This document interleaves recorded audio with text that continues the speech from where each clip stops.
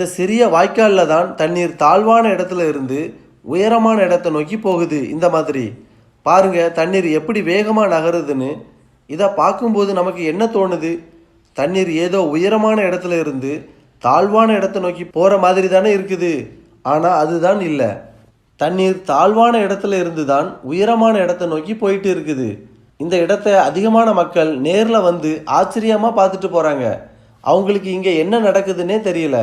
அவங்க பார்க்குறத அவங்களாலேயே நம்ப முடியல. இந்த இடத்த நேரில் பார்க்கும்போது எங்களுக்கும் அப்படி தான் இருந்துச்சு. நாங்களும் அங்கே போய் தண்ணியில் பாலை போட்டு பார்த்தோம். பால் இந்த மாதிரி தாழ்வான இடத்துல இருந்து உயரமான இடத்தை நோக்கி தான் போயிட்டு இருந்துச்சு. நீங்களும் பாருங்கள்.